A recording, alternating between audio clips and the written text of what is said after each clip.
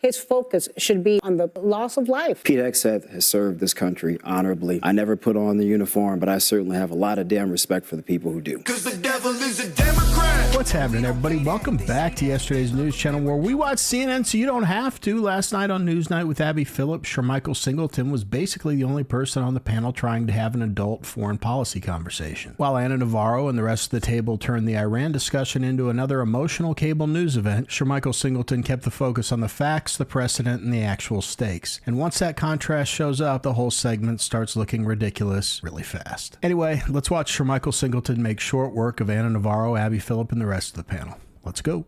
For my own media brand, where I like to educate Americans, I do think it's important to communicate to Americans broadly. So when Caroline Levitt says that he has a feeling based on fact, should the American people be privy to what facts underlie that feeling?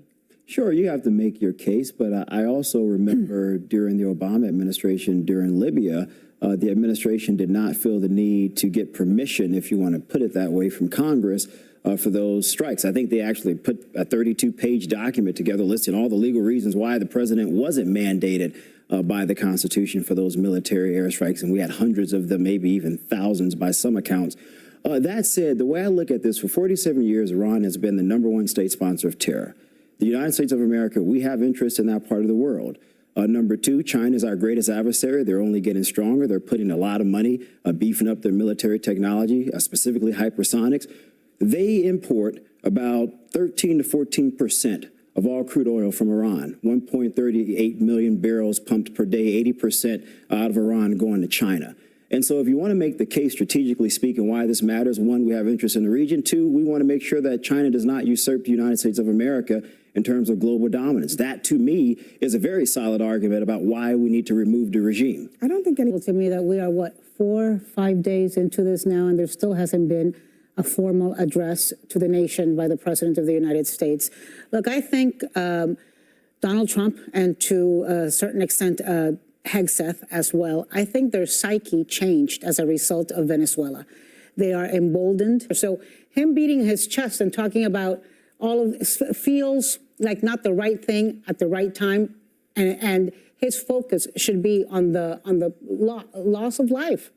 Can I just make one point of objection to what Ana just said? You know, in politics, sometimes we make flippant remarks. If we could go back and do it over, we would. Pete Hegseth has served this country honorably. A tour in Afghanistan, a tour in Iraq. I never put on the uniform, but I certainly have a lot of damn respect for the people who do.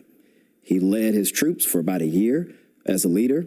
Many of the generals and individuals who gave him a Bronze Star wrote admirably about his leadership position. So I don't think that this is someone who doesn't recognize the importance of war, the toll it takes on families, and that you might indeed pay the ultimate price. And so I think we shouldn't forget that. We may dislike him. You may not like the comment that he made, and we could critique maybe it wasn't the right way to word it. I mean, she was but this is someone who knows war more than anybody at this table that I'm familiar with, and we should keep that in mind. Shermichael, let me remind you that this is the same guy that was on a chat group revealing all sorts of information that should not have revealed in that chat group to all sorts of people that should not have had that information, including a journalist who he didn't even know was on the chat group. And Ana, I have no quarrels with that at all. My point simply is, this guy understands what happens when you go to war. He's been to war. He's seen people die. He's been to combat. And again, I would have phrased it differently. Sure, we can have that argument. He was reading from prepared remarks. But to make the case that he doesn't care that soldiers lost their lives, I find that hard as hell to believe. I did not say he didn't care. I said that the way he phrased it, as tragic things happened, was a very unfortunate way to discuss the loss of 6 lives. I'll take unfortunate. I don't know that this was a critique of his service. It was actually a critique of what he, in fact, said. And shut up, Ana Navarro. Ana, there's a real difference between disliking somebody's wording and pretending a man who has actually seen war somehow does not understand war. Who is Ana Navarro? What is her purpose? I mean, I know we're all God's children, but what? At the end of your life, would you rather stand at the pearly gates as Pete Hegseth or Ana Navarro? I know what I'm picking. Anyway, what we saw is the same old predictable pattern. They start with a serious issue, Iran terrorism, regional instability, American interest. Within seconds of the beginning of the conversation, they slide away from the strategic reality into tone, optics, emotion. That's the game. Make it feel heavy, make it feel dramatic, and hope nobody notices how little actual substance is being added.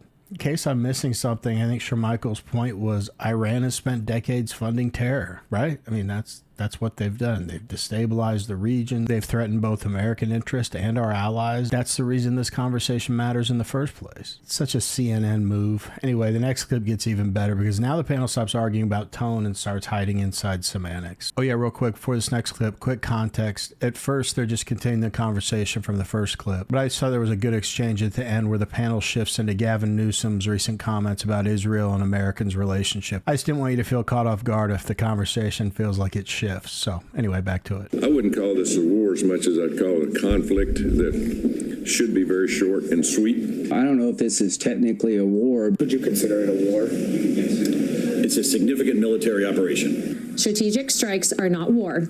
Shermichael, how is this not a war? You know, look, I'm going to go back to the point that I made earlier because I think historic context matters.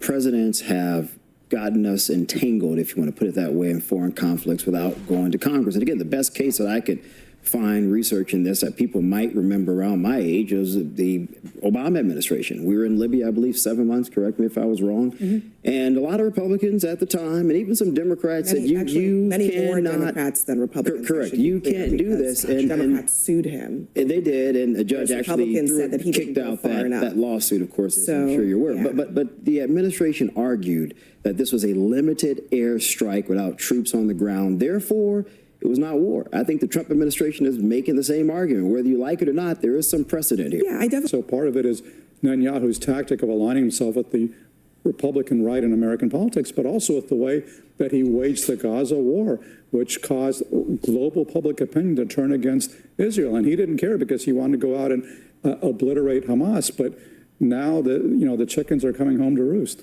But look, I think Max is right. I think the next several potential candidates for the Democratic presidency in 2028 will probably take a very different position on Israel. And that worries me because the world is a very dangerous place.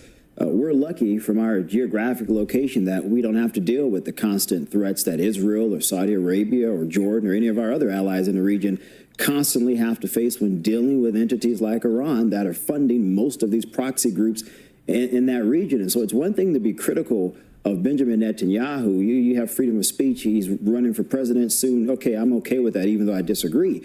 But the notion that we wouldn't support our greatest ally in the region is naive to me. And if you don't think that crap could come home to roost and harm Americans, Gavin Newsom doesn't belong anywhere near the White House if that's his mindset. If there was a headline for that last clip, it would be CNN panels are obsessed with labels. Is it a war? Is it a conflict? Is it an operation? Shermichael made a great point. Libya under Obama involved months of airstrikes without a formal declaration of war from Congress. I thought he handled it really well. People can argue over whether that was good policy, but the precedent exists. And pretending this conversation started 5 minutes ago is dishonest. I think that little part at the end talking about Gavin Newsom comments makes the deeper problem even clearer. Look, criticizing Netanyahu is fine with me, but suggesting America should start sounding shaky about its strongest ally in the region while Iran and its proxies keep doing exactly what they've been doing is something else entirely. I think Gavin Newsom thinks he sounds really wise saying these things, but to me it sounds like a very polished version of naivete. I should just be on autopilot at this point with my conclusions of these CNN panels. Ana Navarro and the rest of the panel kept reaching for, guess what, emotion, tone, and labels. Shermichael kept bringing the conversation back to strategy, precedent, reality. Sound familiar? This was an unusually silly panel and just overall conversation today. I mean, essentially it seemed like they were selling panic the whole time. It seems like that's what CNN's doing all the time, but it really seemed like it in this segment. But what did you guys think? We haven't done Shermichael in a while. How do you think he did overall? And do you think CNN framed this Iran discussion emotionally because that framing is just easier than dealing with the real strategic argument? Let me know in the comments. Anyway, that's it for this video. If you're new here, welcome. Please subscribe to Yesterday's News channel for daily videos. So I'd really appreciate it if all of you would go subscribe to my second channel, The Dispatch Wire. It's been around for a while, but I got lazy with it, so I'm back to uploading daily on it. Anyway, I'm in a rush to get it monetized as quickly as possible, so every single sub counts. And if you're enjoying this kind of breakdown and want even more behind the scenes content, consider joining our membership program and becoming a YNC founding father. You'll get exclusive posts and more direct access to the channel. And as always, but most importantly, thank you so much for taking some time out of your day to watch my video. It means a lot to me. I really appreciate it. Otherwise, always put God first, and I will see you guys tomorrow. And hype the video. Hype, hype, hype. Give all your hype points to my videos. I deserve them. I think you know that. And click on one of the videos on the end screen. They're some of the best videos in the history of YouTube, and it helps the channel a lot.